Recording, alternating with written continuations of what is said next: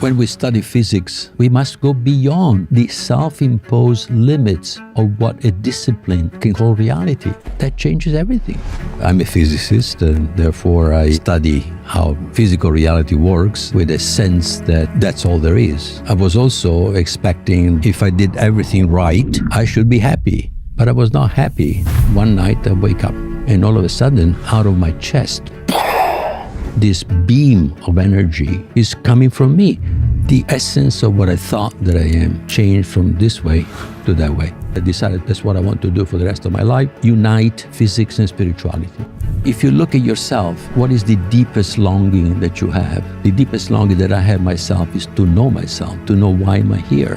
What is this universe for? To know. Consciousness is the capacity of one to know itself. And it is in this one wants to know itself that there is the joining of physics and spirituality. Let me explain.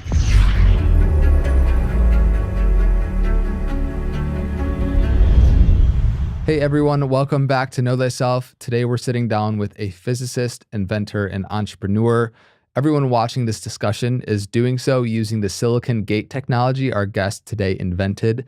Chips evolved from his first commercial microprocessor. He was also the first to invent touchpads and touchscreens. He went on to build neural network architecture in the 80s, attempting to create consciousness through computers. He is probably one of the most well-rounded idealists alive. He embodies an incredibly rare combination of hard-nosed, scientifically informed thought with direct introspective insights into the primacy of consciousness.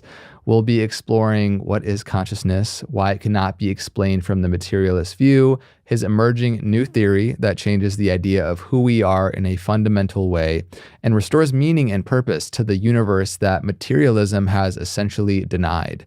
We live in a time where the collective awareness and understanding around fundamental questions of reality, such as science, consciousness, meaning, and more, are transitioning, they're deepening, they're being revolutionized, and it's an exciting time to be alive. When wanting to understand how the physical universe works and its limits and what's beyond it, I don't know if I could have a better person to be sitting in discussion with today than someone who is an individual at the forefront, truly with the cutting edge knowledge to synthesize our understanding of science, consciousness, and life. Federico Faggin, thank you so much for being here. It's a pleasure to be here, Andre. Thank you for inviting me. I'm really looking forward to this conversation. Like I said in the intro, you really have this unique, rare combination of the scientific understanding and the limits of the physical universe with also the interiority and personal experience. And I would actually love to just jump straight to your kind of awakening experience that you had that really was the pivot, the shift from being a materialist scientist into exploring consciousness in a much more fundamental way. So could you walk us through your experience at that moment? Yeah, I need to give you perhaps a little bit of background because I'm a physicist and therefore I study how physical reality works and with a sense that that's all there is. And that's really pretty much what science today is telling us about the reality. And I had accepted that that must be true. And I was also expecting that if I did everything right, quote unquote, whatever that means, I should be happy. And that did not turn out that way. In fact, I did everything right, according to the book, but I was not happy and I was pretending to be happy. And it was only because I realized that I was pretending to be happy. And I have learned, being an entrepreneur, I had learned to take responsibility for what happened in my life. That I put my foot down and said, no, I must understand why I'm not happy. In those days, I was studying consciousness, but I was working on neural networks. I was studying books in neuroscience.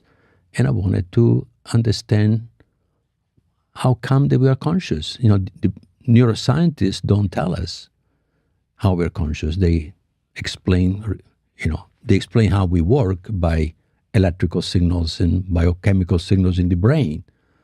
And I didn't see how I could possibly get sensations and feelings, what philosophers call qualia, out of electrical signals. And so I was really curious. Being a scientist and being also a technologist, I wanted to understand how I could program a computer to be conscious. And the more I thought, the more impossible it was, because there is nothing in physics that tells you how to convert electrical signals or bits in a computer into sensations and feelings.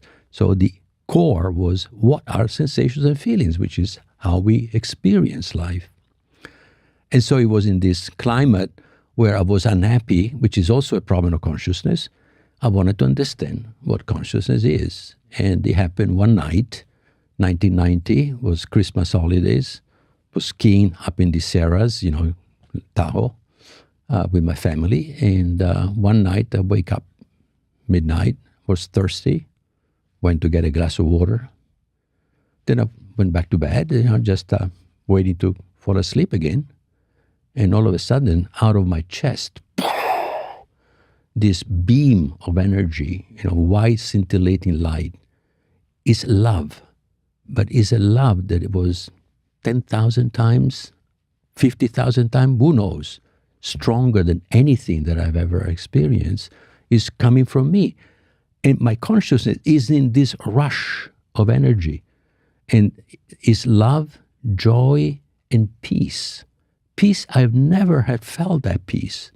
I was always trying to get somewhere. I was never happy where I was.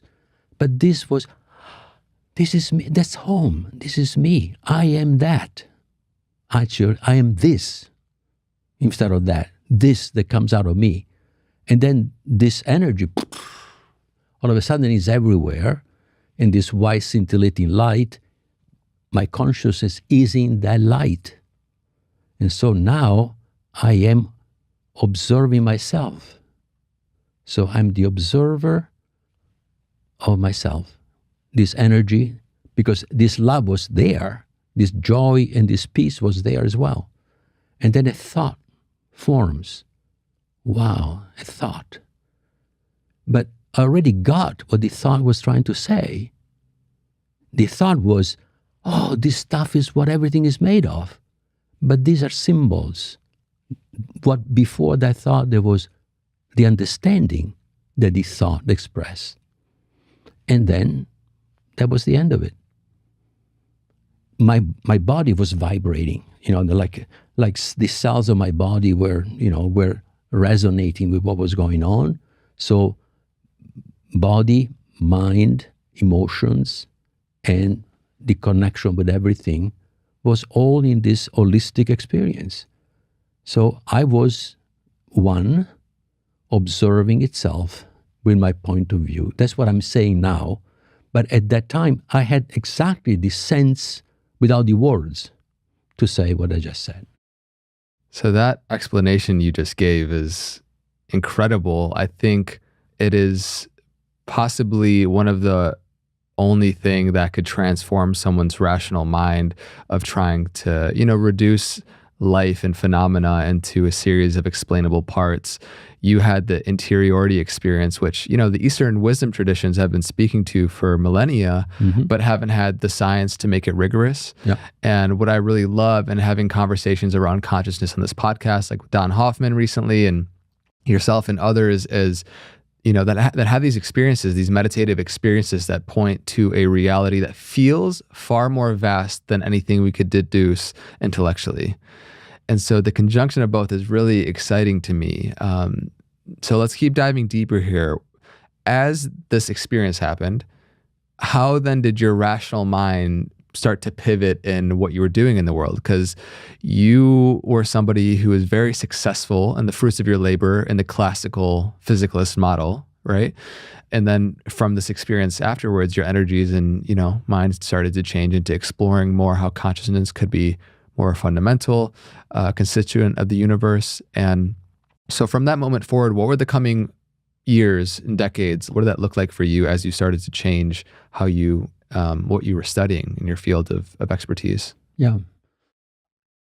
The essence of what I am, what I thought that I am, changed from this way to that way. So before I thought I was separate from everything, from the universe. I thought that to prove something, you had to show a theorem and go through the logical proof of a theorem, that was the highest certainty that you could have is by demonstrating a theorem. That knowing that came, I was asking what is consciousness, I realized much later that the asking was a prayer. I didn't know that I was praying, but I wanted to know. I have taken responsibility for myself and I wanted to know. I got the answer. That answer was so unbelievably impossible to imagine to me that, once you have this thing, you know that it must be true that way. This is direct experience of who you are. How more do you need? But of course, it doesn't give you a formula. It's not a number or a series of numbers. Is how we really know, how consciousness knows. And so that was for me, wow. My rational mind would probably, if it wasn't so powerful as an experience, I would have said, well, I need to see a psychiatrist now. If I was really believing the story that I was believing before, I would have probably said, I need to see a psychiatrist because something like this is crazy. But that's the interesting shift, is that we go from needing to intellectually rationalize things to having the immediacy of the experience, which is self-evident. Yeah. It's like it. So there's that gnosis, the intelligence of the body that knows, that I feel like in the Western mind, we've really lost being in touch with. Of course. And that's the fundamental difference between the rational mind that wants to arrive at the truth. But you never arrive at the truth if you start with truth that are assumed to be true, which is the postulate that you start with.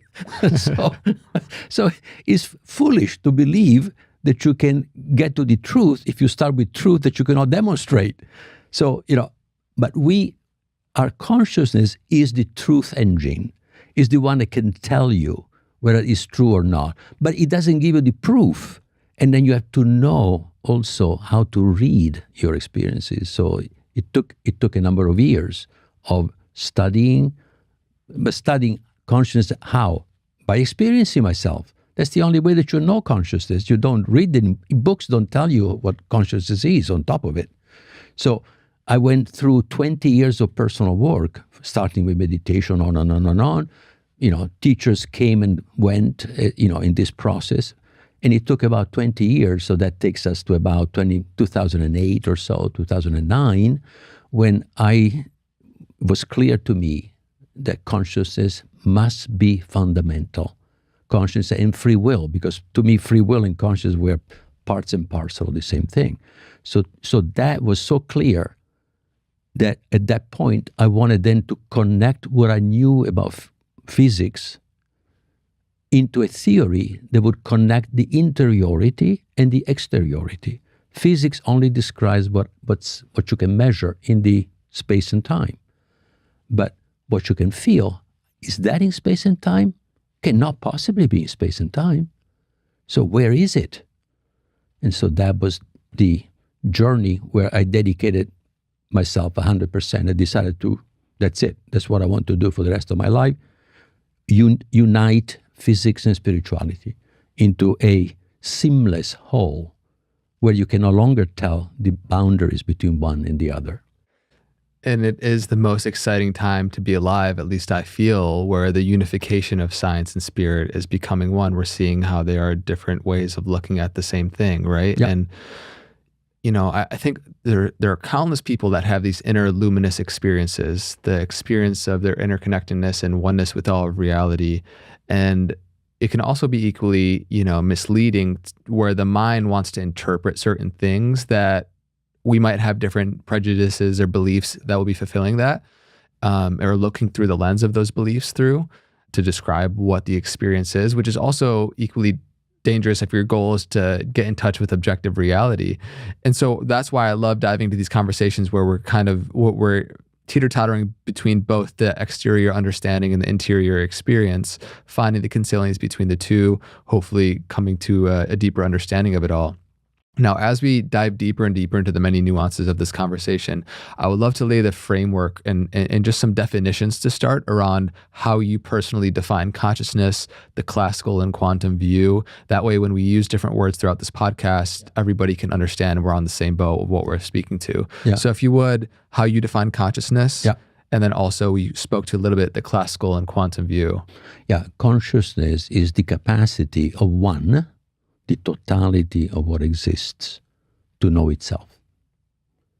So it's the capacity to know by self-reflection. But the interesting thing in the way I look at this is that when one wants to know itself, and in fact, we need to start with a postulate, because otherwise we run around this thing and we never get to it. So the postulate that I'm using is one is the totality of what exists, what potentially can exist, and what actually exists. And I make a clear distinction because you cannot get something from nothing. You know, many theories of reality starts with nothing and you get something. I do not believe that that's correct. You have to start with some potentiality that becomes actuality. So when one is holistic, meaning is not made of separable part. Everything is interconnected within one. I mean, this is, goes back to the Vedas. I mean, but it was very clear to me that lack of separation was fundamental in my first experience, the awakening experience. I was not separate. I was the observer and the observed. There is no separation between the two. But that's also what quantum physics is saying. There is no observer separate from what is observed. Okay? Quantum physics is very clear about that. So one is holistic, one is dynamic. It's never the same instant after instant. Is always changing. So far, I have described quantum physics, what quantum physics says, not classical physics, quantum physics. And then I'm adding one wants to know itself. And it is in this one wants to know itself that there is the joining of physics and spirituality. It is the knowing itself. Okay, so if you believe that one needs to know itself, then one cannot be omniscient, because otherwise it would know everything already. And there would be no evolution, we wouldn't be here, certainly. So one wants to know itself means that one will have to continue to know itself, because we know within ourselves that the more you know, the more there is to know, because the more connections between what we have known exist. And so there is an explosion of self-knowing that can occur. So, but one, if you start with this point, then when one knows itself, he has to bring into existence what he knows. It comes from potential existence, like the unconscious of one, into manifestation, which is existence. Like from a wave to a particle? From a little bit like that, but not quite. Not Sure. quite. We have to be careful not to read too much, because it's from a potentiality which is neither a wave nor a particle yet. It is even before you can even imagine what it is, to an existence, but the existence that so what happens is that knowing and existing are two aspects of the same thing. Knowing and existing are two faces of the same coin. So when one knows itself, it brings into existence a part whole of itself. Because being holistic, it cannot know itself only partially. It has to know itself completely. But it has to know itself with a particular point of view. That was very clear to me 8 years ago. It has to know itself in a point of view, like a perspective. But one has many perspectives in which it can know itself. So now there can be many perspectives in which one knows itself completely. And so it brings into existence a part whole, which I call consciousness unit, is like the monad of Leibniz. The monads of Leibniz are very similar concepts. Leibniz is the only philosopher and scientist and mathematician that I know of that actually understood the concept. This is what I'm talking about. And I found it out later, but to me that was clear that it had to be something like that, based on my experiences. Because in my 20 years where I was exploring consciousness, I had hundreds of different extraordinary experiences of consciousness. They reveal aspects of consciousness that were certainly not, they were coherent with the awakening experiences that I described, but they illuminated different parts of this spectrum of capacities that consciousness has. So if we start there, then one wants to know itself. Then the wanting to know itself is the will, the free will of one. One decides which way to know itself. That's free will. The essence of free will is the capacity of one to direct his own knowing, self-knowing, which is also the capacity that we have. That's what free will is for us. And the capacity to know itself is consciousness. So now we have defined free will and consciousness. And the two must work together. You cannot have consciousness without free will. It would be like you know something, but you cannot do anything about it. You know what you want, but you cannot act on that desire that you have. It'd be foolish. It would be just the universe would be a joke. Would not be serious, inconsistent. So starting this way, you can unite physics, spirituality. The world now has meaning and purpose. The entire universe has meaning and purpose. The materialism has erased simply by saying everything that exists must be measured. Otherwise, it doesn't exist. How is it possible? Already quantum physics is telling you that a particle that is not looked at is not even in space and time. You can only be described in a deeper reality, and only when you measure it. In other words, when a field interacts with another field, which is the field of an instrument, you have an event that manifests in space and time. And then you can say, there is a particle here, for example.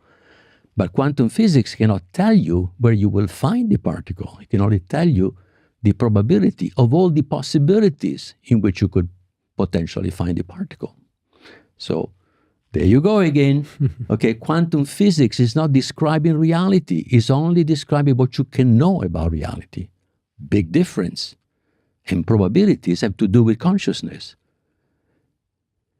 A classical system, a computer, in a computer there are no probabilities. There are all certainties. This next state of the computer is determined by the previous state, period. So a computer can never be conscious because it doesn't have the characteristics of free will. Can you speak on how you were very much so trying to create consciousness through computer systems?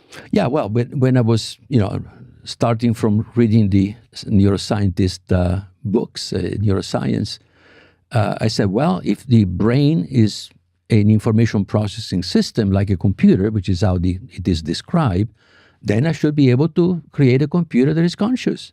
Right. The idea, the classical model that consciousness is an emergent process or phenomenon out of unconscious complexity. So if we just put the right hardware together, then we should be able to create it. Yeah. Right? So, and I tried for a couple of years. Mm-hmm. There was no way, because there is no way, as I mentioned earlier, to convert electrical signals in a conscious experience. So how do you do that? Through qualia. What is qualia? Qualias are not numbers. Electrical signals can be reduced to numbers. Qualia are not numbers. The love that you feel for a child, your child, is that love something that you can put in one number or a series of numbers? No way. It's richer. He has dimensions that you cannot probe. You know that there is more to know about that love. It goes deeper than you can even know, but the fact that you know that it goes deeper motivates you to find out more about that love. You see, it goes beyond number. See, the deepest feeling, the deepest longing that we have, like the longing to know ourselves, goes way beyond anything that can be put into numbers. Transcends the idea of number. thus therefore transcends measurability, which is the basis of science. And in fact, science has the concept of the quantum state of a system, which can only be expressed as a probability amplitudes in an n-dimensional space where each dimension is a complex number. Complex numbers are not real numbers. Space and time is real. Described with real numbers. You cannot, complex numbers is square root of -1 is not a number. Is called I, imaginary number, just because it's not a number. Because there is no number that multiplied by itself gives you -1. So what is it? Well, actually, a complex number describes points in an infinity of points in a plane. Wow. Is that a number? No, it's not a number. And why is it useful? Because it allows you to simplify the computation. You transform a ordinary differential equations, for example, in an algebraic equation, just by using complex numbers. You can simplify the computation. So just operationally, you can find that out. But what is a complex number? In quantum physics, a complex number represents a probability amplitude. But a probability requires consciousness. Is a concept of consciousness. In other words, only consciousness wants to predict the future. In a classical system, since the classical system is deterministic, there is nothing that tells you why you should predict the future. In a classical system, the prediction of the future of a conscious being is needed because the conscious being wants to predict what will happen, not having enough information about what will happen. In quantum physics, there is the collapse of the wave function, which is not a mathematical function.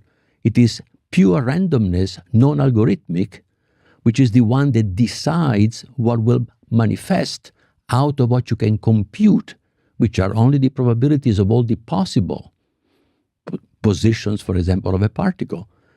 But the actual position is an act of free will.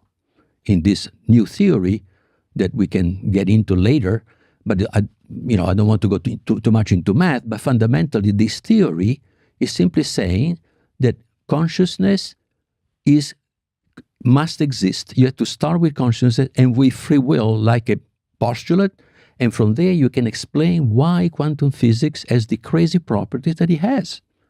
That physicists are the first one to tell you, we don't understand why quantum physics is the way it is. Why is there the collapse of the wave function? Why do we have states that are expressing probability amplitudes that don't even exist in space and time? Why do we have to have that? Nobody understands. This theory explains why, because there is consciousness and there is free will. Okay, so we just opened up many things here, the nature of free will, consciousness being fundamental. I would love for you to break down your distinction between classical, idealism versus monism, and your framework of consciousness being fundamental, and then there's a lot to open up right after that. But if you just love to give a quick overview. Yeah. Well, basically, in this theory, there are 3 levels of reality. The fundamental reality, which is described by quantum physics, the quantum states in Hilbert space, in this n-dimensional space, that is the reality where conscious experiences are. The quantum state is a representation of a conscious experience, of qualia. So it's the best thing that mathematics can get you to represent qualia, which is not a set of numbers, because probabilities are not numbers. They refer to something else. They refer to something that might happen. They don't refer to what is. So you cannot call a probability as a number is not itself a reality, is pointing to the probability of a reality. But the reality is the experience of the being of the conscious entity, which is a field, that is described, but the experience can only be known by the entity, cannot be known by the mathematics, cannot be described by mathematics. You see, we have a level of reality that mathematics cannot reach. That is the key here. Yeah, truth transcends proof in a way. Absolutely. I was trying myself, to explain consciousness with quantum physics, even though I realized that consciousness was fundamental and so on. And I told myself, I'm foolish to believe that. We need to turn it around. Consciousness must exist from the very beginning, like I had, seen, and free will had to be also, are properties of fields. They're not properties of things. They're properties of fields. And the fields don't exist in space and time. Space and time emerges from those fields. So if you start that way, all of a sudden, you can explain also why you have to have free will, which are then how the field decides what to manifest by going from probability. The theory would say you go from probability to an actuality. The actual, what's actually happened, the field makes a free will decision and manifests what actually will manifest, that you can measure in space and time. But it is a free will decision, so there is no math that can tell you what that decision is going to be. So all of a sudden, you have a completely different conception of reality. So there is, go back to the original question, there is this foundational reality, then there is the classical reality of objects that move in space and time. Those are derivatives of this deeper reality, okay? And derivative on this deeper reality based on decision, free will decision of conscious entities. And there is the body. The body is a bridge between this deeper reality and the classical reality. The body is quantum and classical. The body is characterized by the type of information which are called live information, which is neither quantum information nor classical information. It's something deeper that has not been described by other physicists so far. It's just is a basic idea that has to be that way. It's essentially the best way to imagine it is like my words are waves. My words are waves. They are dynamic and they convey a lot more information than when I write down what I'm saying. When I write down what I'm saying, those are static symbols. They have lost all the rest of my emotions and whatever this dynamic wave can carry. And so live information, live symbols are just like spoken words. Classical symbols are like written words in a book, or So there is a big difference in the capacity to express meaning, because the meaning is what exists in the deeper reality. There is no information. There is meaning. Is the meaning of the information in the deeper reality. In the outer reality, there is only classical information, which is symbols, numbers. There are numbers here, non-numbers here, qualia here, and comprehension of qualia in the deeper reality. And the body is a bridge that allows this deeper reality to communicate with this classical reality through the body. A quick share. Did you know that you are a walking community, and that the roughly 38 trillion bacteria that live in and on you, especially in your gut, are essential to whole body health? The balance and quality of your microbiome drastically affects your skin, mood, digestion, basically everything about you. And Seed's DS-01 Daily Synbiotic benefits your gut, skin, and heart health in just 2 capsules a day. I personally have noticed improved digestion and gut health, and I just love that I can trust Seed because of how intentional they are as a brand and science-backed they are, holding all 24 clinically and scientifically studied strains of bacteria, which support your overall wellness, as well as how convenient and sustainable their form of delivery is, with no synthetic or chemical coatings, as well as no binders or preservatives. You can support your gut this summer with Seed's DS-01 Daily Synbiotic. Just go to seed.com/knowthyself and use code 25knowthyself to get 25% off your first month. That's 25% off your first month with Seed's DS-01 Daily Synbiotic at seed.com/knowthyself and use code 25knowthyself. Hope you enjoy. Stay healthy. Back to the episode. So I guess the difference I just want to highlight between idealism and monism is that instead of just saying that consciousness is fundamental in all there is, it's viewing matter as a host of consciousness in a way. Is that correct? Yeah. Look at matter this way. My theory is a monistic theory, but not in the, and I don't want to get into, these boxes. We tend to put things into boxes when, frankly, when you talk about one, where one is not made of boxes. Is everything is interconnected with one. So the boxes enclose what the box is supposed to contain, like a set in mathematics. Okay, is a closed thing. Something belongs or doesn't belong to the set. So here we are talking about something, that transcends many of the mathematical concepts that are so foundational in mathematics. So here, the foundation of our capacity to know is qualia and comprehension that get us to the meaning of information. And the meaning is something that can only be known from the inside by the field that wants to know itself.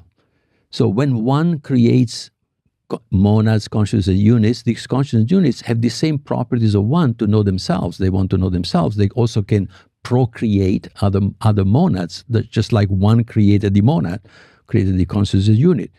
In other words, the property of these fields are the properties of one, but with the one difference that only in one point, this entity only can know reality from the point of view with which one created those entity. Since one has potentially infinite points of view, then there are potentially infinite consciousness units or monads. And so there are potentially infinite ways then that those consciousness units can combine into higher level hierarchies of consciousness units. So we are, all of a sudden we have an unbelievable structure that emerges from knowing, from the desire of one to know itself, and the fact that knowing and existing are aspects of the same thing. Why do you think there's a fundamental desire of the one to know itself? And in a way, why does it need to differentiate to know itself in so many different ways? If you look at yourself, what is the deepest longing that you have? The deepest longing that I have myself is to know myself, to know why am I here, to know what is this universe for, to know. So to know is the deepest longing that humans have had. In fact, the deepest wisdom and the deepest knowing comes from this longing. And it's given rise to then spirituality, then religions, and then eventually science. But, this longing is before all of that. This longing is there, and science is satisfying only the surface longing, the one, to understand what you can, what you can measure. But somehow science has moved away from the spirituality, has not given value of reality. I wouldn't say science with the capital S, I would say more like scientism or materialism has given only value of reality to what you can measure in space and time. So basically for this materialistic view, there is nothing other than matter. But that's a starting point. That's a postulate that has never been proven. It's a postulate to say that there is only matter.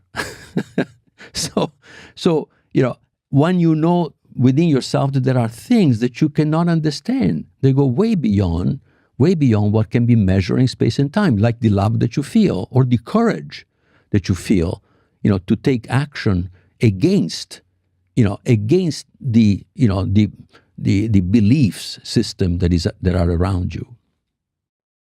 So it's within that understanding that I've heard you share that existence knows itself through the experience. Mm-hmm. And so, this podcast is called Know Thyself, right? At least, certainly one of my highest values is in the discovery of who I truly am, who am I in the essence of that. And I think our audience largely is has that desire. And, I think we all fundamentally do. And so, as we start with the surface level of understanding of just the Western minded view the surface level, I am my body, I am my name, we start to see how these things we are not. And you can start to go down the list of everything from your name, your caste, your creed, your ethnicity. None of these things are fundamentally you. And so you start asking, well, okay, then what actually could I be? What is indivisible, in the essence of who I truly am? And so I think the word that you started using which is satiety, is an interesting kind of distinction. So I would love for you to share your definition of what that is, and how is it different from what most people would say is a soul, that we have a soul. I think, there's some distinctions that help take it out of the bucket of conceptual understanding that we have with that word of soul. So what is satiety? Yeah. So, but let me just say one thing to connect with what I said earlier, that science is also about knowing. So even science wants to know, right? But they are restricting what they want to know on what can be measured in space and time. So everything that we do that is beyond kind of pure survival is about knowing. Okay, science included. Okay, so back to satiety. So satiety simply take a quantum field of electrons. Quantum fields of electrons, well defined in physics. Okay, quantum physics. I say this quantum field has consciousness and has free will. Then I call it satiety because it's not the quantum fields of physics. But it is everything that physics is saying plus consciousness and free will. Now, all of a sudden, you have an entity that can evolve and can know itself and everything else because it's a part whole of one. In this way of thinking, all of a sudden, you are connecting immediately physics, which are the quantum fields, with spirituality, which is the fact that these fields are conscious and have free will.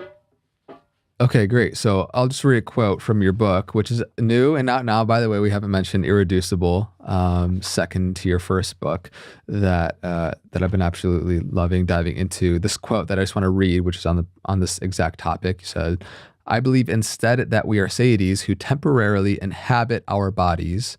We are eternal, conscious beings rather than perishable bodies, and we are here to learn crucial aspects of ourselves by interacting with each other in the physical universe that we have co-created for this very purpose.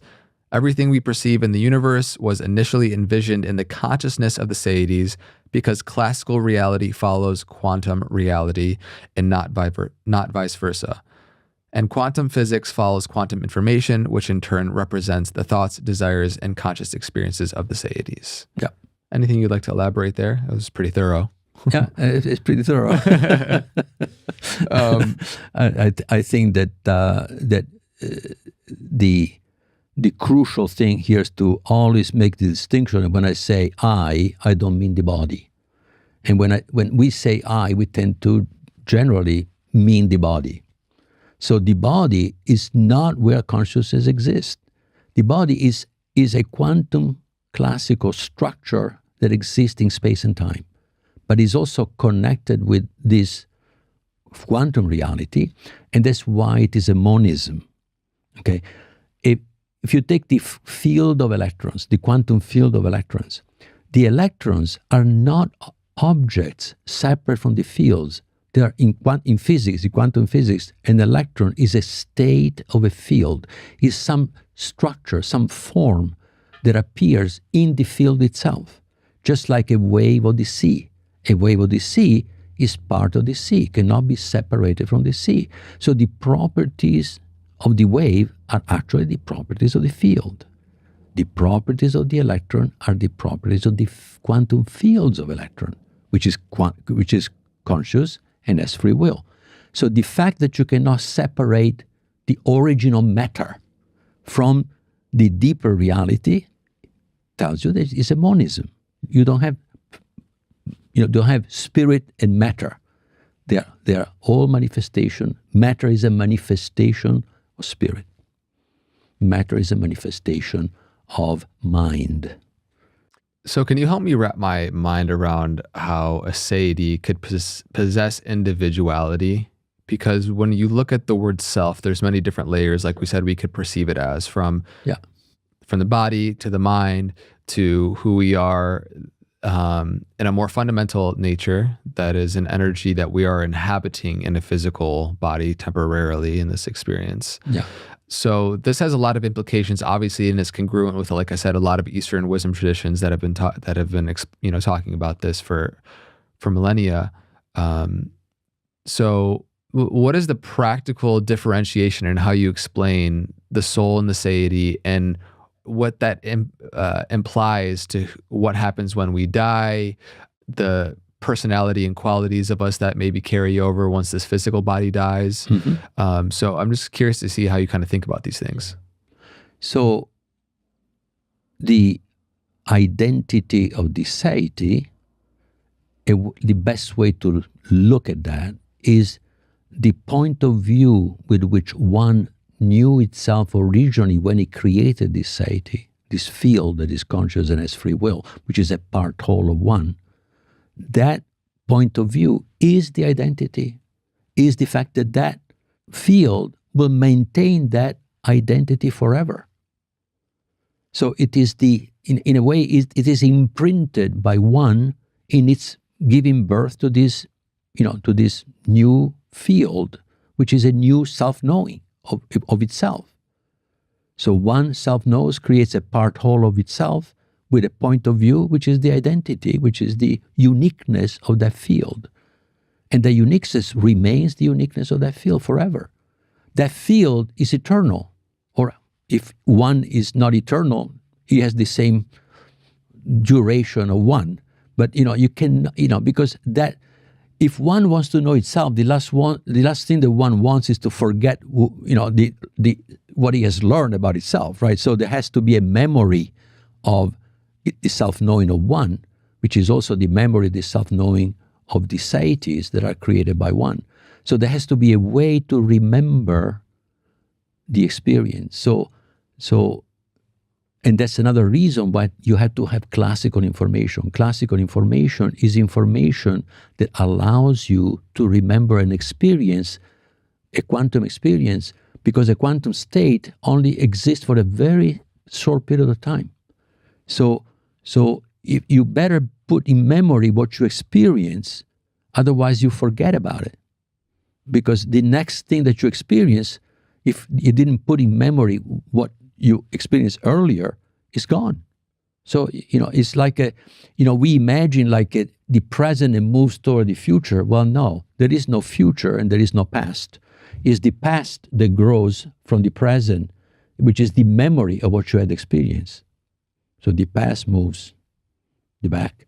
And the future is what actually is appears in this present. So that's a better way to understand time when you consider who we are. And that is consistent also with what physics is saying, but in a deeper way than normally we think of it. So in your first awakening experience, you felt like you recognized that you are light. Mm-hmm. And light and love and peace and joy. Again, there are no separation between these fundamental concepts.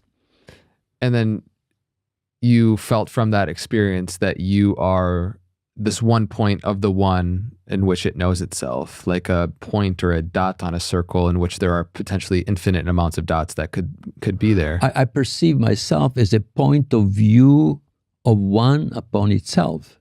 In other words, and the reason why I say that is because the sense of me that I had in that extraordinary experience was the same sense of me that I've always had when I was 5 years old, 30, or at that time almost 50. So, that sense of me, that's my identity, that's who I am. That is the self. But I call it identity because, again, self has so many meanings, and so I want to use names, satiety, which is the fact of, of being the selfhood. Yeah. And that's why the awakening process is often referred to as self-realization, because you're coming into awareness of something that was prior and already existed. Absolutely. Yeah.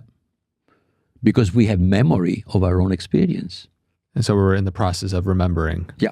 And in fact, to know something that you already knew. because you also can know something that you didn't know. That's new. That's a new creation also for you. In other words, it isn't that all we know is in the past. Because everything new that we know, we create, we bring into existence, exactly like one, when knows itself for the first time, brings into existence what it knows. This is valid for everyone. Yeah.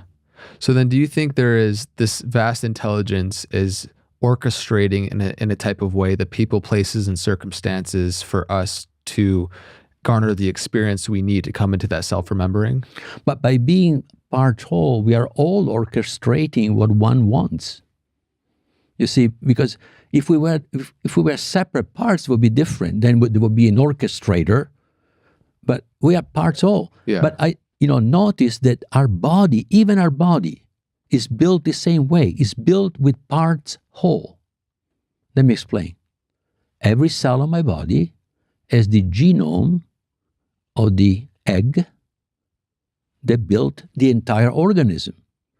So every part of my body, every cell, I have about 50 trillion, like you. I got about 51. Oh, that's good. You are better than me. So your 51 trillion cells, each one of them has the genome that describes the entire organism. Not itself.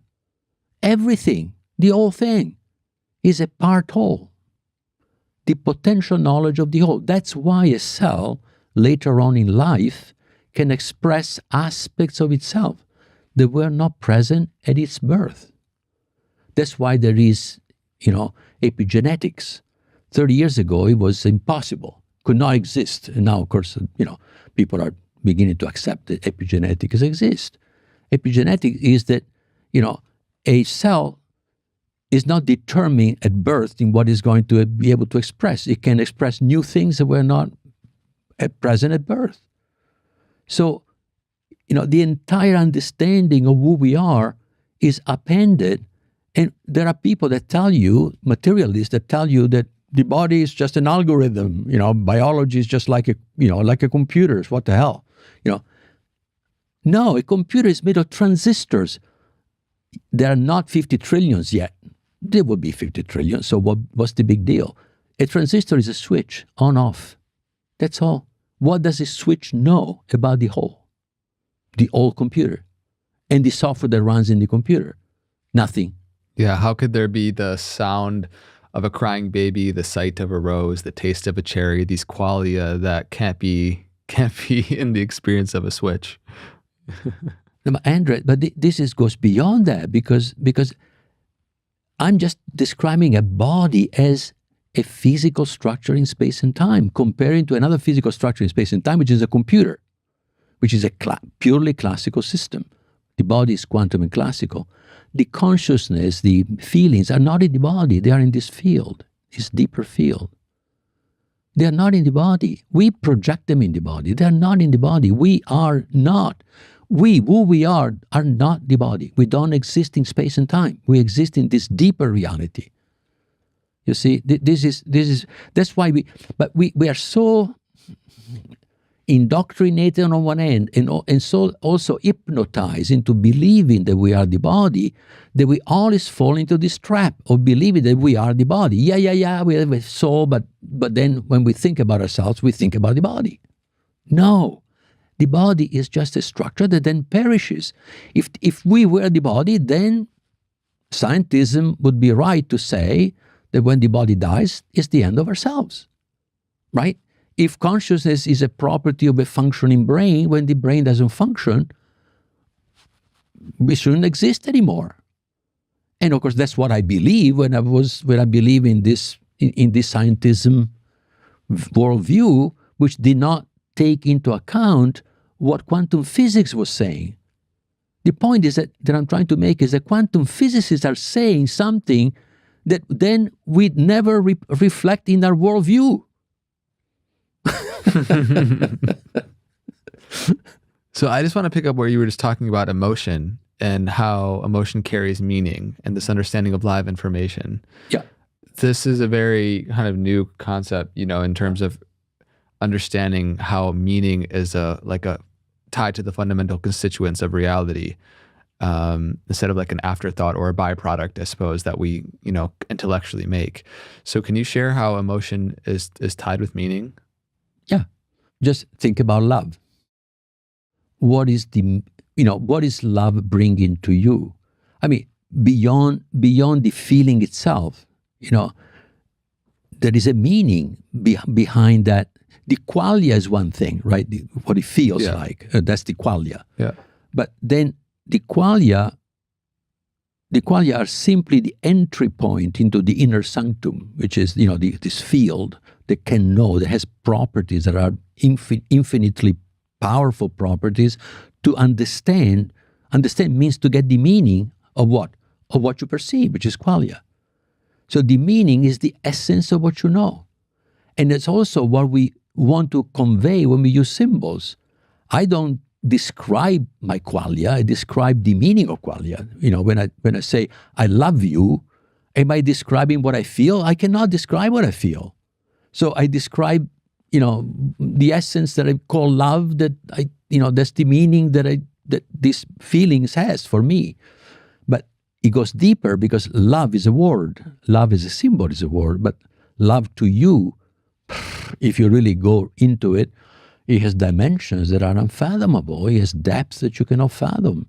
So, it is, cannot be described in word. Okay? Years ago, I said, that's what the Tao is talking about. The Tao, it starts by saying the Tao that you can say is not the eternal Tao. Yeah. Okay? What is he saying? He's saying exactly what quantum physics is saying. That you cannot copy, not even copy, a quantum state. The quantum state, which is the representation of qualia, is what you feel. And it can only be known from the inside. It can never be told from the outside.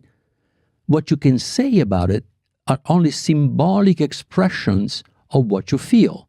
But the symbolic expression of what you feel fall very short of what you feel.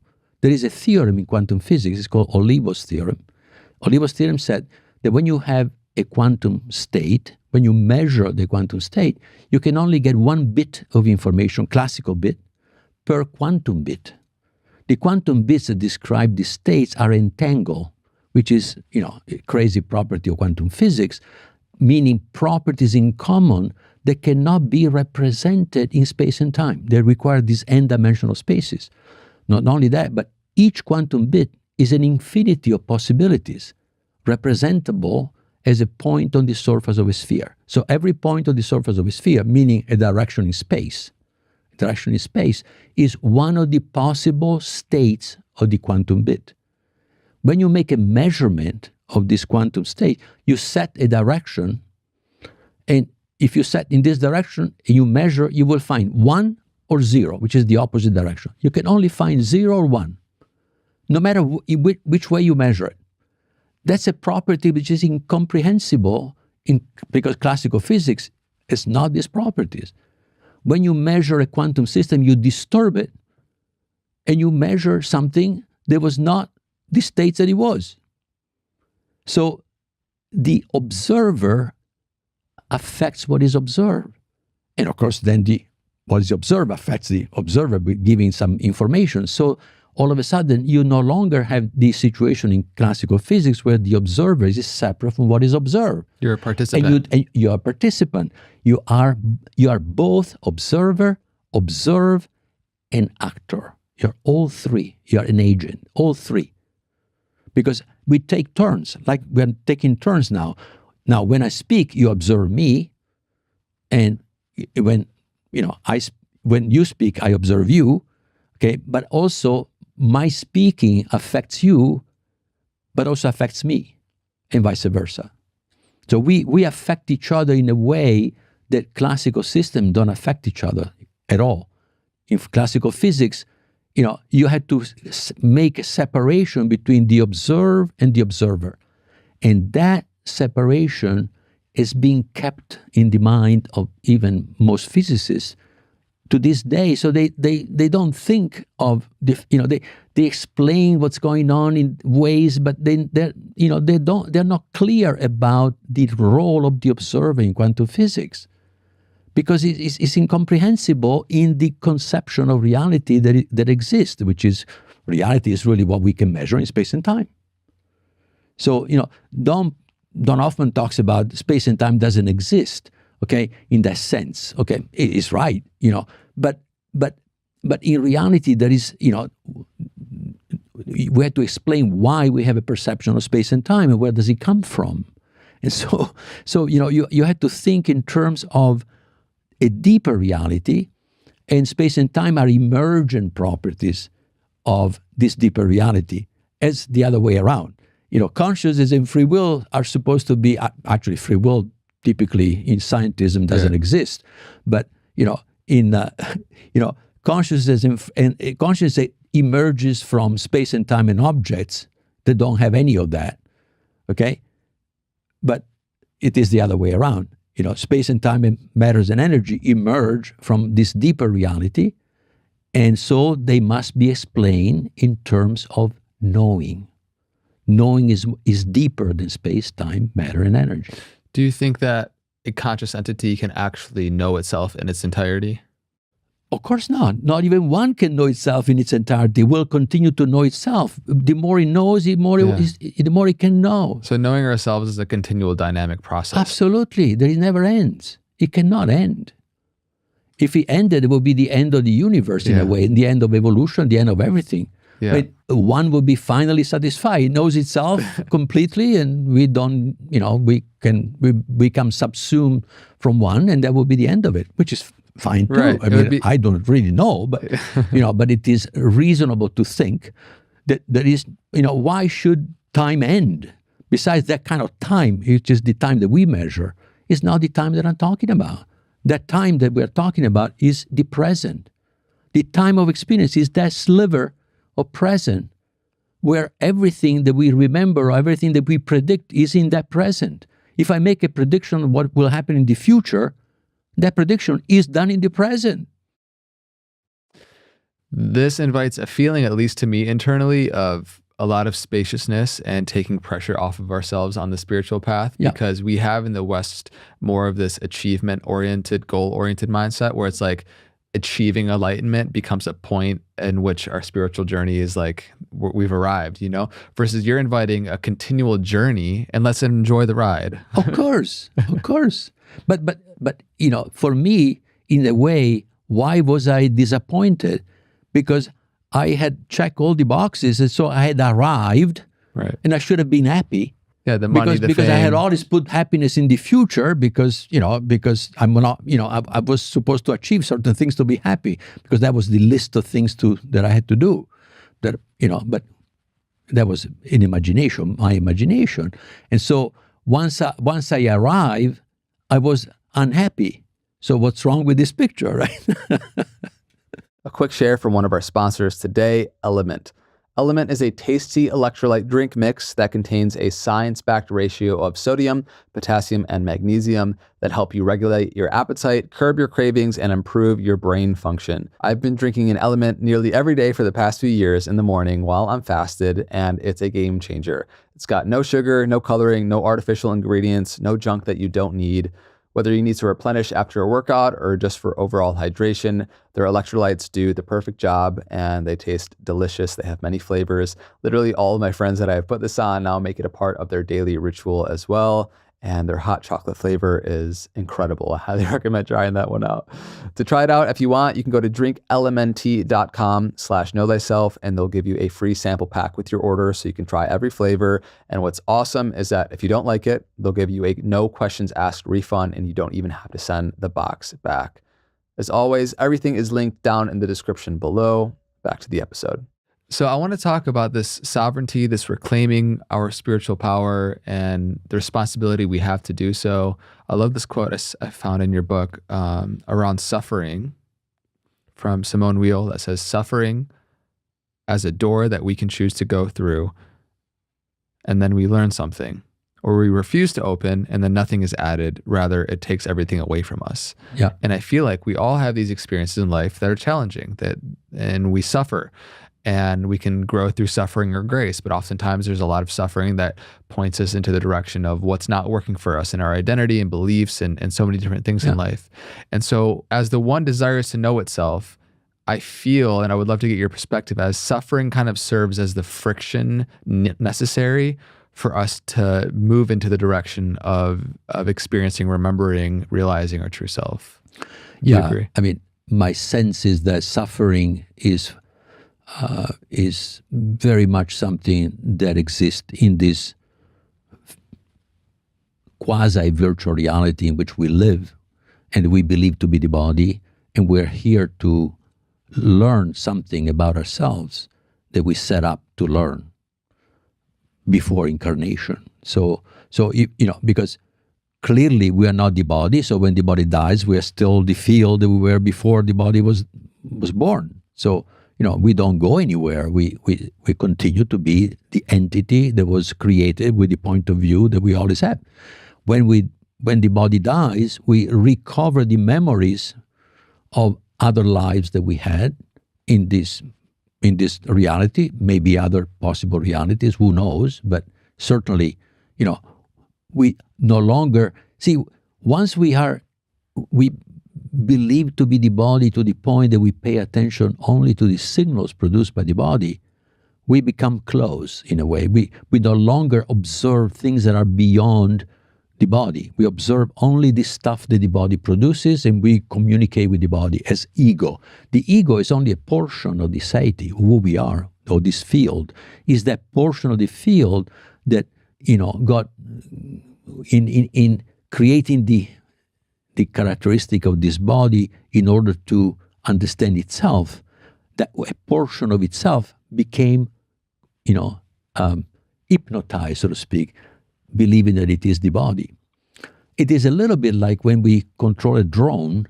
A drone, suppose you have goggles, and through these goggles you see and you hear the information that a drone is sending you. A drone is in another country, 10,000 miles away, and you see what the drone sees and you hear what the drone hears. So, and if you are intense in controlling the drone and getting the drone to do what you want, okay, you forget about whatever is around you, right? And so the drone, then you are the drone. You do whatever you're doing. And then the drone is shot down, and nothing here. You look around and say, "My God, I'm still here." So the body controlling the drone is like your conscious fields controlling your body. Okay, and it's analogous. It's a good way to imagine this, because the reality that you see through the eyes and ears of the drone is really what are you seeing? You're seeing bits, and those bits are actually transformed by the consciousness. They become space. They become the objects that the drone sees. How is that possible? So if you take the goggles out and you look at this reality must be the similar way, right? I mean, many years ago, that was so clear to me that in fact, that's because virtual realities exist, we can do it with a computer, that we can actually understand that this reality cannot be the reality, real. However, it is not purely separate from the deeper reality, because, as I told you earlier, the states of the fields cannot be separated from the field.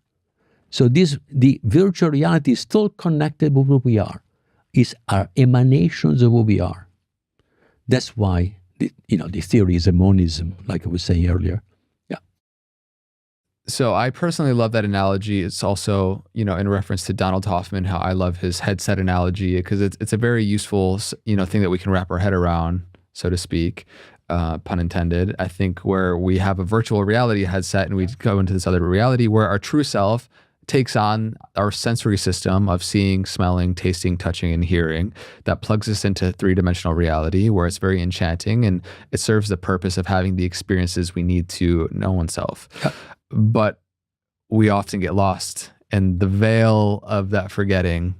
And this whole journey, which we're speaking to, is the journey of remembering of who we are beyond the sensory and continual arising and passing away of phenomena that we perceive. Yeah.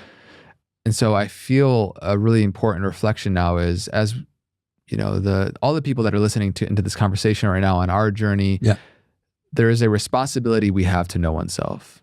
Yeah. And the more that we can acknowledge that, the more that we can tap into that and embody that responsibility, the more that we start to go on that upward spiral of realization, and a lot of the things that we once suffered start to fall away. We start to become more agents of positive impact and change in the world. There's so many endless implications of that change and transformation that happens internally first and foremost.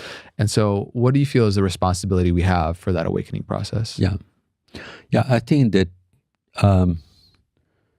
even before there can be an awakening, in my way of thinking, we have to take responsibility for what happens in our life. I think that I could not have had the experience that I had if I had not taken responsibility for what happened in my life, where I was justified in blaming somebody for what happened to me. And I was not looking at how I contributed to that person harming me. So so at one point, after this issue was over, I asked myself one day, what did I do? What did I do to encourage that? Or why didn't I stop it? What was my payoff for not stopping what was going on? And it was through that process, it was painful, through that process that I realized that I had an agenda. And my agenda was that by not doing something, I was better than the guy. I was better because I was more noble. I was giving the other cheek. That's the way I was brought up in the Catholic ethos. You basically, if somebody hurts you, you give the other cheek. It's silly, right? I mean, I took that supposed teaching, into then if I do that, I'm better than the other guy. Right. Okay? And so that was my angle to be superior. And I said, holy camoli. I mean, I think that's common though. We all on the part of our journey, we imbibe virtues and display them for the world as a means to build our superiority. And it's just another way the ego So once tries to I survive. discovered the game that I was playing, I said, therefore, I was responsible for what happened to me because I did not respond properly. So never again. And that was the act of taking responsibility. Instead of blaming the other, just simply not blaming anybody. Just simply figure out what can I do better next time. That's it, okay? Because what happens to me, in one way or another, I have contributed to bringing forth to me. If you don't take that position, it's very hard then to go the next step. Yeah. Because the next step for me was to acknowledge that I was pretending to be happy when I was not. And it was exactly because I took responsibility, I already had taken responsibility years before, that I was able to say, no, I want to know. I want to know. And so I put my foot down. I had having understood that I was responsible in the good or in the bad of what happens to me, then I also have the right to say, I want to know. And I got the answer. So, and I didn't have to meditation before, do all kinds of stuff before. No, it came spontaneously. Yeah, because of the intensity of the longing. That's right. Yeah. But because having taken responsibility was a crucial step in my mind to go to the next step. And I think there is an important distinction with it not being our fault, but it is our responsibility. Because, But we are trained, it's this fault, it's your fault, you look what you did to your brother, your fault, it's all like all this kind of, culture in which we are growing up, in which we do not understand what we're doing. And the parents, don't understand what they're doing. And when I was a parent without having opened my eyes, I was doing the same thing that my parents were doing to me. So, that's it's the cycles of inequities that keeps on propagating into the future. So we had to wake up. And that requires courage, the courage to take that responsibility. And I think that really plays an important role. And it's an important invitation, reminder for everybody tuning in now to prioritize having a spiritual experience, to prioritize having that the taste of your interconnectedness, of your oneness. Yeah. And once you experience that, I think you're radically transformed instantly. Absolutely. You don't need to read 10 books, Just, 1 minute is enough. You get all the information that you need. And you don't, in fact, the books will, you can put them aside and you are ready to find out for yourself. And that's really what we are called to do. Not repeating what other people say or, doing what you're told to do. No. We are free human beings. We are to find out for ourselves. And it's in that maturing process, I feel, we go from seekers on the path initially to knowers. We know. We don't need to seek it. You have the experience of it. That's right. And that's where the dogmatic beliefs fall away of who you are, where you come from or whatever, and the experience of that starts to be born. Yeah. And it's a completely different reality. That's right. I'm curious your perspective on the greater impetus that drives a lot of these things. When you look at love, what do you see, how do you think about love in the way that it drives a lot of everything we're talking to about taking responsibility, about the experiences that give us the contrast of who we're not? What do you think about love as some sort of metaphysical property, a fundamental constituent? Like, what do you think about love? I think about love as the fundamental is the feeling out of which all other feelings emerge. Is the foundation of the qualia, but is also a force. So it's not just, so it's the force that motivates you to find out who you are, is what's behind it, know thyself. There is this love, which has to be love for yourself and for others. And that love has to be felt. And it gives you the degree to which you are, reaching toward knowing yourself and knowing others is the love. So love is also a measure of how you are reaching your objective, which is the fundamental objective that you came here to learn about. And so love is also, you can also understand it like I got this impression at the beginning, is the stuff of which everything is made, is the substance of all, okay? But all those concepts are vague because, what is substance in a world where there is no matter, right? Substance, everybody thinks of something concrete. So basically, and also, in my experience, that love was mixed with joy and peace. So it was not, in a sense, just love. It was also these other things that were together, because at the basic level, things are not separable. There is no, that's the fallacy of reductionism, that you can separate the variables and everything is separable.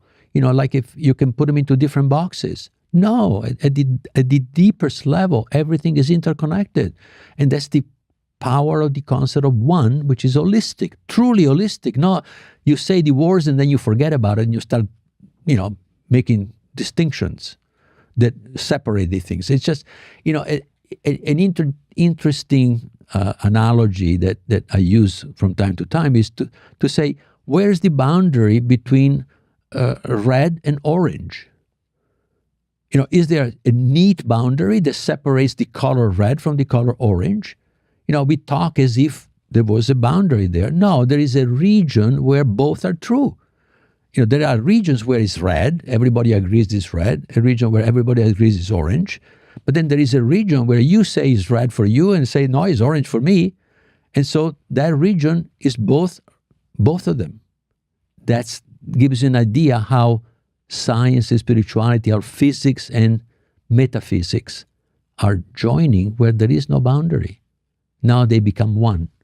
So therefore the capacity and the methods of physics also need to be used in metaphysics, and the stuff that works in metaphysics, your consciousness as a tool for knowing, must be used also in physics. After all, how can we explore realities that cannot be measured in space and time? There is no instrument. The instruments are only space and time. How do you measure them? Consciousness is the only tool to measure those realities, through dreams, through out-of-body experiences, through all kinds of other experiences that are not in space and time. Yeah, it really does seem like the universe works in paradox, and to be able to have anything approximating understanding objective reality, we need to be able to hold multiple perspectives simultaneously, which is a challenging experiment for people that are foreign to it. Yeah, but it's the idea that there is an objective reality which is the problem. I suppose so. You see, we always fall into the trap of thinking that there is an objective reality. No, there is not an objective reality. In that case, you could say that what approximates objective reality is the fact that both are true. So yeah. It is. So there is it's the totality objective, of it. but the objectivity is not it's not an object. Yeah, for sure. Rather, it's the spectrum. It doesn't have boundaries. See, this is all. When we theorize, we have to do this because by theorizing, you have to, and to be certain, you have to decide that there is true and false. But in reality, not even in mathematics, there is only true and false, as you know, Gödel's theorems, right? I mean, any axiomatic system, you can make a statement that cannot be proven to be true or false. Is both or not, or neither, whatever you want. But certainly you cannot prove that is, because if you prove that it's true, then it's false. If you prove that it's false, it's true. So you don't know. So either you take that statement, you say, I decided this statement, I take it to be true, then it becomes a postulate of a new theory that includes a new postulate but you have chosen to choose that thing that cannot be shown to be true or false as true or false. And then you bifurcate into different worlds. The rabbit hole goes deep on this one. I just want to go back quickly to what we were speaking about love, and actually just read a few quotes here that I saw in your book, and then also from you. I think these all tie nicely in together. Alfred Tennyson said that complete knowledge is complete love. Greater knowledge is indissolubly linked to love, Periclesis. And Aristotle said something approximating to educate the mind without educating the heart is to not be educated at all. Yeah. When we study physics, nobody educates your heart. Physics is not about heart. You see? And that's why physics and metaphysics, or spirituality much better, the capacity to experience from within must be integrated. We must go beyond the self-imposed limits of what a discipline can study and call reality. If to know is to bring into existence, that changes everything. You see? And that goes hand in hand with what you said in the book about creation is therefore the manifestation of one's continuous search. Through the Seides, to get to know each other more and more, it is important to emphasize that to know is to love, and to love is to know. Yeah. Yep. I mean, love and joy, are very close, right? I mean, that's sort of like they appear to be very, symmetrical, right? And so one of the greatest joys when you you finally get a new thing that you were thinking, trying to understand it. Finally, you get it. I got it. I got it. I got it, right? I mean, that's love. Joy and love mixed together. It's more joy than love, perhaps, but it's love. That's what knowing. I mean, I think this, what do I know? But the thrill when one knows itself and creates a monad, it must be an unbelievable thrill, right? I mean, just and yeah. I really just enjoy the synthesization of both and exploring the gray. And, I've heard you speak to how reality has both a semantic and symbolic aspect, and how information has to then be inherently tied with meaning. And that's a really interesting thing to explore and to break down. Is there anything you want to share to help clarify that? Sure. I mean, the concept of information, goes back to Shannon in 1948, created the theory of information in that year with that paper, famous paper. And the definition of information has nothing to do with meaning. The definition of information is the co-logarithm of the probability that a symbol manifests in a series of symbols. So you have symbols that appears. The probability that you can assign to the symbol is inversely proportional to the information carried by the symbol. So the more predictable is a symbol, the less information there is on that symbol, and vice versa. If a symbol has zero probability of happening, so it will never happen, if it were to happen, it would have infinite information. And if you know exactly the symbol that will manifest next, there is no information in that symbol, because that symbol begets the next one. So that definition of information only requires the recognition of the symbol, and not that the symbol carry any meaning. But for us, information without meaning is meaningless. For us, information, when we say, I got a lot of information, really you should have said, I got a lot of meaning from the symbols that I saw or that I heard, or So what do I want to convey with the words that I'm using? Just the words, the recognition of the words by you, which would be what a computer would do?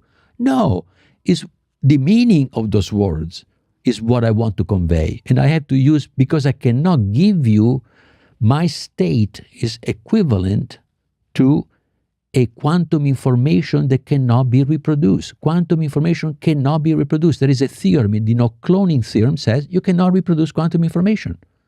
That's why the existence of consciousness and conscious experience can explain why quantum physics has to have these states that cannot be reproduced. Because the bits of the computer can be copied, can be reproduced as many times as you want. And that's why computers can never be conscious, because consciousness is a property that requires quantum states, which are not reproducible. You see, so if you start with consciousness and free will, you can explain everything else in a coherent manner, and you can explain why there has to be quantum physics, why there has to be classical physics, and all of that.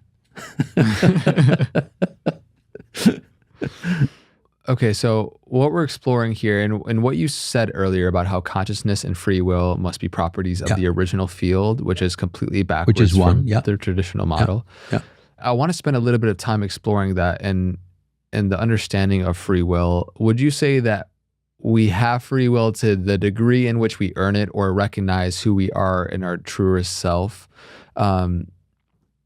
Because if we're continually being driven by unconscious drives, then it feels very much so we're more of like an automaton, we're just this machine that's has these biochemical reactions and driving us to this in this deterministic reality. So how do you see free will being connected to the original source, and how that translates to how we actually might or might not have it in this reality? So free will is a property of the field, is not a property of the body. Again, we tend to give free will to the body. No. The free will is a decision of the field to make the body do something other than the automatism of the body would make the body do. So you see, there is a very subtle, a very important difference here. So the body does not have free will per se. The body is a physical structure that obeys laws. The free will is in the field that controls the body. In other words, the drone cannot decide to do what it wants. If you don't do anything, the drone goes around like this, waiting for you to tell him what to do, for example. It does what we have told him to do. But the drone does not have the freedom to decide, now I do over there. That's unless you give him that authority. And in that case, it's still not free will. It simply will do what you told it to do. Okay? So the body is a little bit like that, right? Almost identical like that, almost. Yeah. Because the body is also quantum and classical, right? But the body that in general does not have free will. So if I, conscious being, allow the body to do what it wants, then the behavior of the body can be predictable because the body is a machine. So it can be predicted. Its behavior can be predicted. But if the consciousness intervenes and make the body do something different than it was programmed to do, then the body will do what the consciousness wants. And so that's a free will choice. You see the difference? So the body simply is, responds to what the free will of the field wants, and the free will of the field is the one that has to learn about itself and use properly the body in order for the field to know itself. Because the self-knowing is in the field, is not in the body. The body simply memorizes things that are important for the body to function and be quasi-autonomous. But that's it. And that's why when the body falls off, this stuff remains, which is the knowing, the free will, and so on. So, we have to be careful again, because we tend to attribute to the body then free will. The body doesn't have free will, essentially. So to the degree we identify with the body, we don't have free will as well. So would you say that to the degree we wake up to who we are beyond the body, the more free will that we access? Because we're still making decisions and choices here within the structure of the physical body. The part that wakes up again is not the body, right. Is the ego, which is a portion of the sati. The ego that believed to be the body is the one that wakes up. So also the ego that still believes to be the body and believes also that it should do certain things and not others, mm-hmm. is also a mechanism, because it's basically making the body do what it believes, which is a closed system. It is not really free. It is imprisoned in a sense by its own belief structure. So only an awakened ego can actually have really free will. Well, you say awakened ego, but do you feel like the intelligence of the heart is better verbiage there? Because I feel there's two kind of different places we can make decisions from, Yeah. There is the egoic structure in which we can make decisions from, but then there's also an intelligence of the heart that speaks to us more softly, that we start to listen to, that is more coherent. Yes. And that's where, and the true courage, the true courageous decision, which is absolutely can only be, otherwise it wouldn't be courageous, a free will decision, is something that goes against what the body would have done. Otherwise the body simply would do whatever was programmed to do by its own life and the interaction with the consciousness. Because the interaction with think of the body and the consciousness as the way that we behave when we train a neural network, a computer, an artificial intelligence system. We are the ones that given the data that the AI needs to learn from, and we tell them what to, we tell them right, wrong, and so on. So we are coaching this thing to imitate our own understanding of reality. There is no understanding here. There's the pretense of understanding here, but the understanding is in the consciousness. Who learns is actually the programmer of the AI, not the AI. They tell you that the AI has learned, but in reality, who has learned is the guy, that controls the machine. Okay, that machine will simply then repeat what it was made to learn by this other guy. The same way as our consciousness and the body is like the AI system, and our consciousness is the supervisor of the AI system. So as the consciousness learns, the body also learns, and it can then later on repeat what he has learned that wasn't there before. So there is a continuing learning in the body, it's like a continuing AI, increasing its capacities.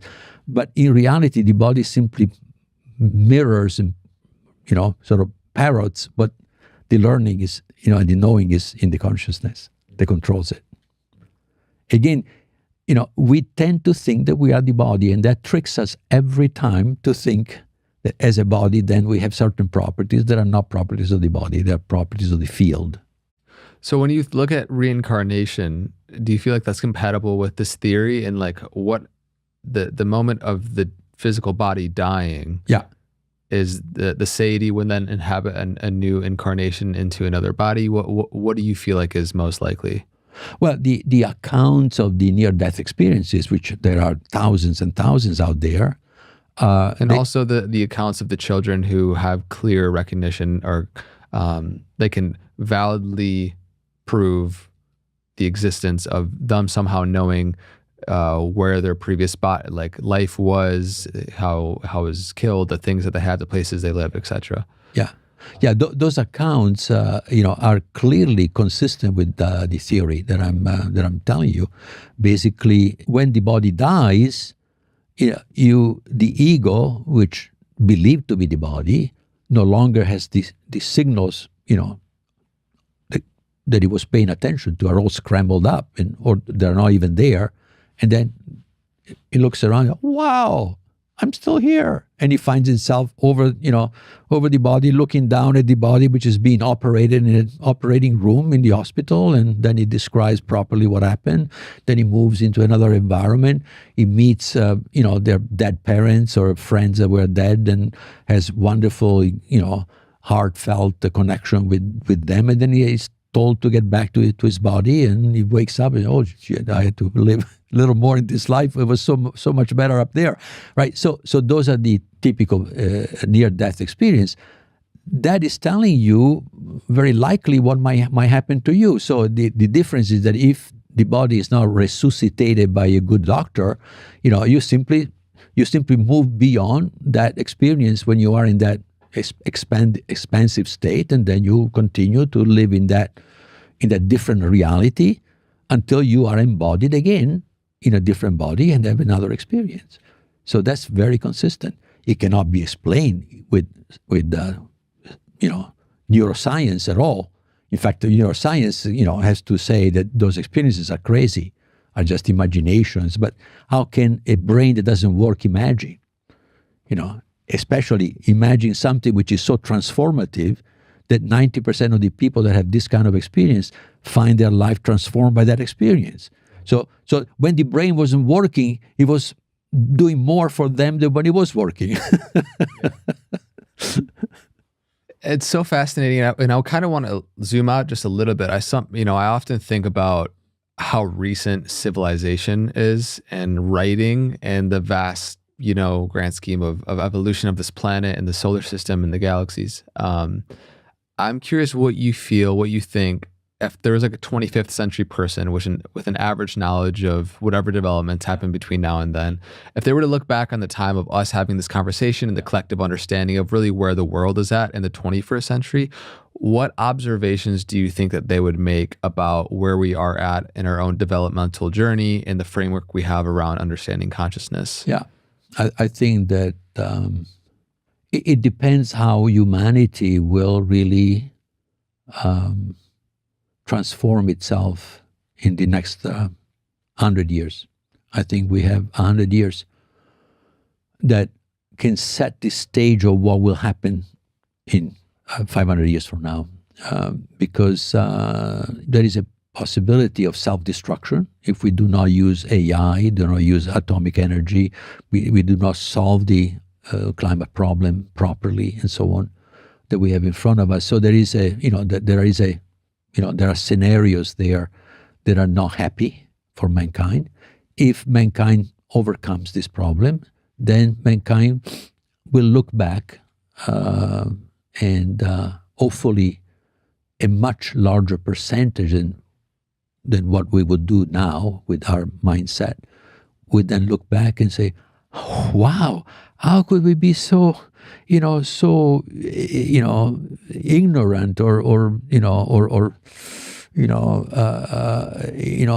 how we could misunderstand reality so much to think that the only reality that existed is the reality in space and time.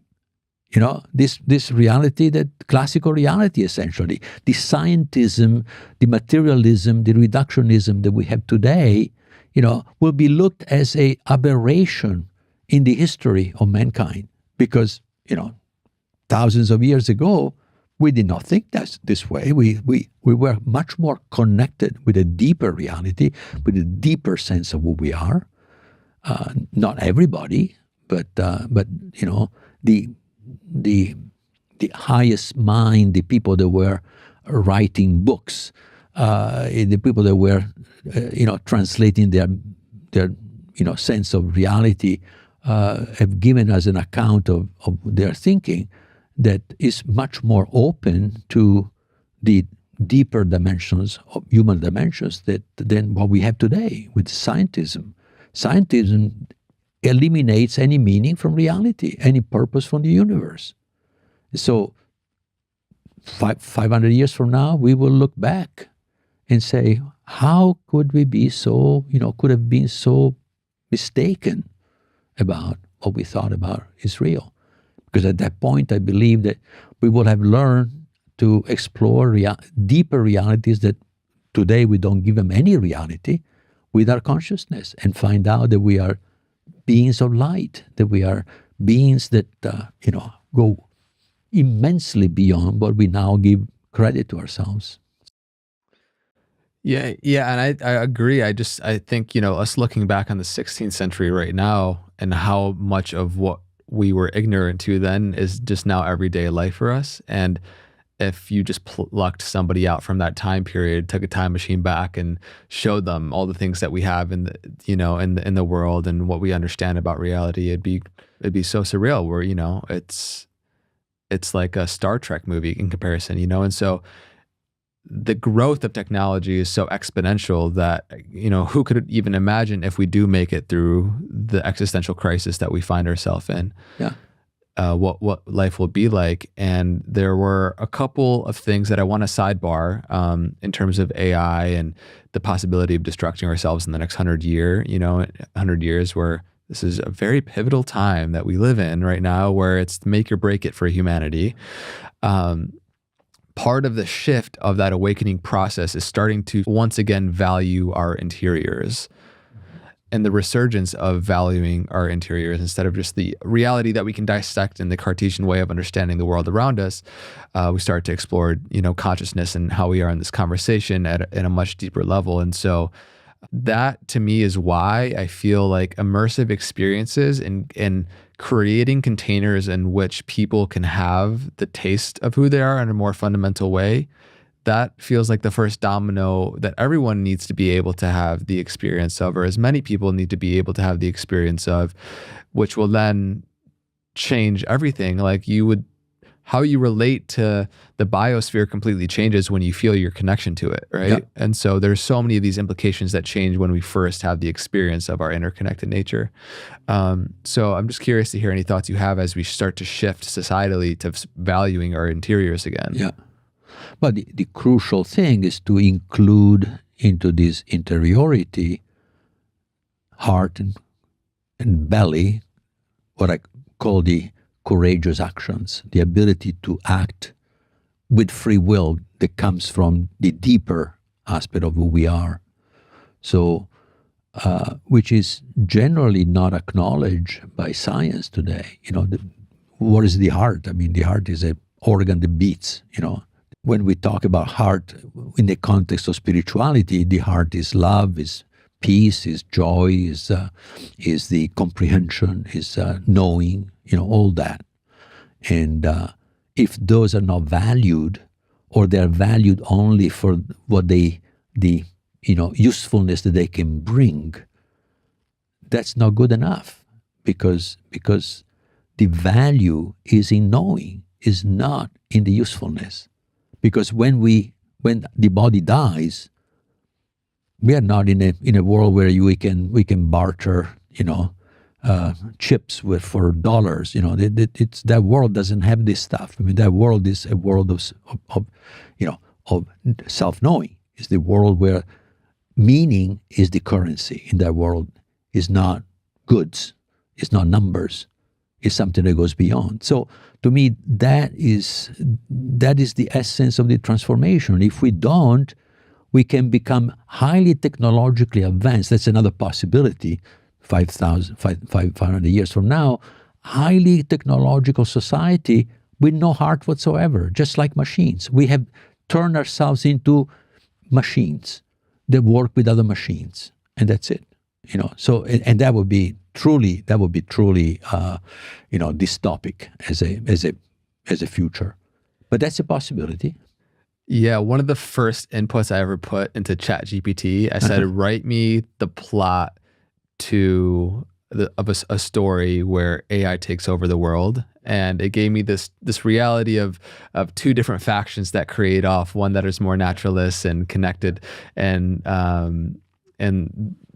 religious in a way that it explained it, versus the worshiping the cyborgs that come to be in super intelligent AGI, right? Yeah. And so as we start to see, and it's on the doorstep, it's here any moment now, the super intelligent AGI is going to bear many fruits and solve many problems. And if we're not careful and not understanding within the proper context of the discussion we have about our interiorities and who we are, then we could wrongly attribute it to being the new God in a way, Yeah. We become an idol, adoration for this, this idol. Because it'll appear to be a God worth worshiping, perhaps. Absolutely. Absolutely. But in doing so, we diminish ourselves, and we basically become appendices of this idol, as opposed to being in control of simply a technology that can help us know ourselves. And so it is a choice that we will have to make. Exactly. This is happening in this 100 years that we have in front of us, in my opinion. Of course, what do I know? But for all that I see, mankind is, many of us are called to make a choice. Are you a machine, or are you a soul? In whatever way you think about soul, it's something that survives death. Are you a machine? A machine dies. A soul doesn't die. Okay, so, and that's the it's a very clear dichotomy here. It's not So do you believe that you will survive death or not? So if you believe that you do not survive death, then you go into the singularity, transferring your consciousness to a computer, live forever there. I mean, all this stuff, right? If, on the other hand, if you believe that you are not a body, you are a field, you are a conscious being that survives death, completely different story. The necessity is moving beyond the belief into the knowing that we are beyond that, right? The felt experience. I'm just curious to hear a little bit more of your thoughts about the transhuman movement. And Terence McKenna has that quote, humanity is as sex organs of the machine world.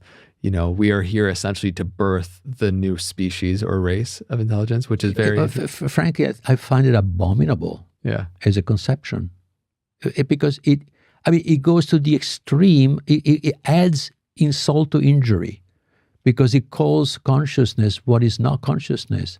Basically, it means that those people have not understood anything about who they are. And that's the real problem. So, well, how else can it's crazy. But on the other hand, a lot of people believe that that's the way it's going to be. So that's why this age is an age of, of choice, making a choice. And how it will be made by humanity will determine the future. I don't know what will be. I made my choice, but that's it. And so I share the logic of my choice, but fundamentally my choice was based on an experience that only if you have a similar experience, you can have the same conviction that I have. Because my conviction does not come from having read a book or many books. It comes from having experience. So the capacity to experience we all have, but the willingness to experience, the willingness to believe that you can experience that, opening yourself up to that, that's the key. Most people don't want to go there, so they will never have this experience, not because they cannot have it, because they don't want to have it. They want to continue to believe the story that they believe. And so there is no way out of that, because we are free.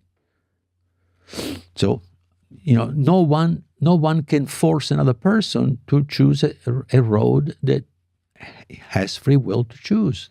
That only that person. So it's a personal responsibility again. Every one of us has to choose. Who do I believe? What do I believe? And you have to believe yourself. And if you believe that you are a machine, so be it. What do you feel of the reality that we are living in sort of nested dimensions where perhaps there is a larger satiety in which all of these satieties exist? We're speaking about the one. It's almost as if, just like on an individual level, we have our own trauma, suffering, and experience that we need to, resolve, remember who we truly are. We're kind of in a collective experience of that as well. Yeah, no, I believe that there are hierarchies of satieties. The lowest level satieties that we can understand right now are the elementary particles, the fields of elementary particles, because the elementary particles, as I said, don't exist as objects. They only exist as states of the fields. So fields are the simplest one that we can imagine because we have studied those fields. But then us, maybe thousands of hierarchy levels up, because from elementary particles, then you go to nucleons, from nucleons to atoms, from atoms to molecules, macromolecules, blah, blah, blah, blah, blah, cells, combination of cells, blah, blah, blah, blah, blah, blah, mankind. Come on, that obviously, does it stop there? Of course not. It has to keep on going. So there must be some entity that essentially is the entire ecosystem of the planet. That is, its body is the ecosystem of the planet. It stands to reason if this hierarchy continues. We see a hierarchical organization anyway in the cosmos, right? We get solar systems, many solar systems eventually creates a galaxy. A galaxy, form groups, and then groups of galaxy, groups of groups, and so on, and eventually the universe, right? So, there can be already, or what we see, we can see many levels above us. I think it can be tricky to trying to label things as benevolent or malevolent. Yeah. But would you say that there are satieties that are higher up on that hierarchy level that have more degrees of free will, where they have potentially positive or negative intentions? Yeah. I see, again, those are gray areas. Yeah. So it's very, I can give you, now we are talking about opinions as opposed to a theory, right? The theory that I expressed early, that's a theory that can be falsified and everything else, and it can be done properly. But now is opinions. Okay, so I can give you an opinion. And just quickly before you do, I just look at on a human level, at our level of satieties, there is the spectrum from somebody who is, like a Stalin or Hitler to St. Francis of Assisi and Mother Teresa, and obviously they're complicated individuals in their own right, but it seems like there are energies in of themselves in this realm of duality that are at play, and if there are bigger satieties, or collections of satieties, then it would it would kind of make sense to intuit that there are bigger forces on both of those polarities. Yeah. For what I understand Sure. at this point, I would say that the fundamental polarity about us, who we are here, is whether your intention is to uphold yourself as you work for yourself, you want to know for yourself, you want to do everything for yourself or for others. Okay. Service to self, service to others. To self, service to other. Okay, I see that a very fundamental polarity, which which allows, if you work hard to yourself, you can progress up to a certain point, and then because everybody will work for himself, then eventually one will turn against the other. So you can only go so far with that idea. Okay. How far can we go? I don't know. But to me, that's the sense that I have. Then if you work for others, no, then you can keep on going. You can keep on growing. You can keep on, knowing more about yourself, more inclusive and more expansive, and so on and so forth. Yeah. I love that framework. Yeah. Very practical also individually. There's that depiction of those people at a round table with those super long forks. Yeah. Where everyone's starving to death. Yeah. They have these, small mouths and they can't feed themselves because the fork is so long. Yeah. But when we start feeding each other, we cooperate, recognize our interdependence. That's very good. I like it. Yeah, it's a good metaphor. Amazing. Is there anything within your framework, theory, model that you feel like we haven't talked about that you would like to have established in this conversation? Because I know we've been diving a lot into the interiorities of things. The science goes super deep. We don't have to go super deep into it. But I'm just curious. Well, the duality between competition and cooperation, for example, which is, again, the competition would be the mindset of the person that works for himself. Mm-hmm. He competes with the others because he only wants his own good. Okay, cooperation instead is what allows growth, continuing growth, as opposed to growing up to a certain point. So, to me, competition, which is today at the heart of what we understand life and what we, depict life. Life is the survival of the fittest, or the fitter, whatever you want to call it. How can that be? How can the survival of the fittest justify 50 trillion cells that work together in a body so that I can find my way to the bathroom without every cell saying, I don't want to go there, I want to go there, this way, that way. You see what I mean? So, cooperation is the foundation. And from cooperation, as a special case, you can get competition. But from competition, you cannot get cooperation. Competition is a door, a closed door. So, we have an idea, typically, of the emergent property. The emergent property. Consciousness is an emergent property of the brain. Wow. How can more emerge from less? It cannot. How can you get free will from determinism? You can get determinism as a special case of free will, but not vice versa. And only quantum physics has the capacity to do the following. The sum of the parts creates something which is much more than the sum of the parts. In classical physics, the sum of the parts is the whole and is only the sum of the parts. So you can always reduce the whole to the sum of its parts.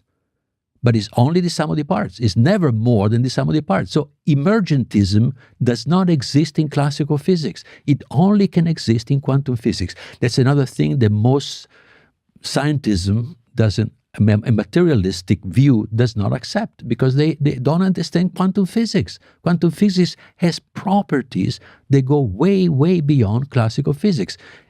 Entanglement is what connects everything from the inside. Competition tends to separate. Okay, cooperation connects even more.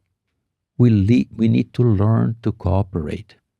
In the future, if we do not cooperate, we will kill each other, because there is no other choice, because everybody's for himself. And right now we are in this in this situation where we have both parts here are playing, in this reality, but there has to be eventually a way in which cooperation is the real way. But when we understand that if we do a good or bad to another, the good and bad that we do to another will come back and return to us. So we must stop believing that we are, because only if we think that we are separate, I can do bad to you, because if I do bad to you, it's your problem, not mine. But once I understand that if I do something bad to you, that's my problem too, then I will stop doing it. Yeah, absolutely. It's just you know inherently that you don't want to cut off your left arm because you experience it as part of yourself. Yep. And so when you start to experience other people as part of yourself, you don't need to teach them morality. It's just, it is what it is. It is what it is. Absolutely. That's direct knowing. Yeah, a direct gnosis. One thing that I was curious about is, if there are all different types of deities and there's maybe emergent life on different galaxies and all over the place, what do you think about alien life and the possible reality of? Do you strongly feel that they? Of course, exist? I mean, it would be. It would be silly to think that we are the only ones here, in this planet. I mean, with gazillions of planets, already in this galaxy, never mind the gazillion of galaxies that there are, that we are the only living organism here that, have sentience. I mean, it doesn't make any sense. Besides, sentience is everywhere, right? I mean, this theory that I was telling you, sentience starts with the quantum fields, and then quantum fields combines and it grows. So sentience is everywhere. It's a panpsychist model, but it is quantum panpsychism. It is not classical panpsychism, which is what everybody else talks about. Quantum panpsychism recognizes the properties of quantum information and how you can explain the collapse of the wave function with free will decisions of a field that is conscious. So it is all self-consistent. Yeah. And we need to go beyond and just move on. But moving on means accepting, just let's give it a chance. If you believe that you are a body, you believe it so much, and you think that when the body dies, you're dead, forget it. I mean, there is no way out. But why do you have to ask yourself, why do I want this reality, since I cannot prove that is real or not? You cannot prove what I'm saying either. But why do I want that reality? What do I get? That's how you start by getting responsible for what happens to you. Why do I want that reality? What is my payoff to believe that I'm only the body? I can tell you what I was thinking then, that then I can do what I want. When I die, it's game over, so I might as well have fun in this world, do whatever, do whatever I want, because there are no consequences. That's the ultimate non-responsibility. Yeah. Not the ultimate responsibility. The ultimate responsibility is to know that whatever you do to another, you do to yourself. Man, there have been so many different nuances in this whole conversation that are so important, I feel like, for people to hear. And I've been thoroughly enjoying throughout this whole thing. And you've been articulating super well. And it's been just an honor to get to know more of your work and more recently get introduced to your whole world. And so just thank you. Gratitude for you in this conversation. It's been a pleasure for me as well. Yeah. Really, it's a fun conversation. Yeah. Thank you very much. Yeah. I just want to leave the floor open for anything that we haven't touched on that you feel like you want to share before we start to wrap up. I love you, man. I love you too, bro. It's so good. Man, this is my favorite thing ever. So thank you for allowing me to do what I do. And I feel this conversation will be really fruitful and serve a lot of people, and that service to others, and thank God for that awakening experience you had, and for the journey and the courage that you personally had to move into the path where it's scary to move this way when a lot of people are moving this way. It takes that courage. There's courage. But you reap what you sow, and you've been sowing some beautiful things. So, man, thank you. I really appreciate you. Thank you, Andre. And for everyone who wants to tune in, to more of what Federico's up to in the world. Irreducible is an amazing book you guys can check out. It'll be linked down in the description below, as well as your website and things people will be able to find out below. And that's it, man. We did it. Thank you, Andre. It's a real pleasure. Of course. Everybody who's been tuning to this episode of the Know Thyself podcast, let us know in which way this resonates with your own personal journey and what you found uniquely impactful. And until next time, be well.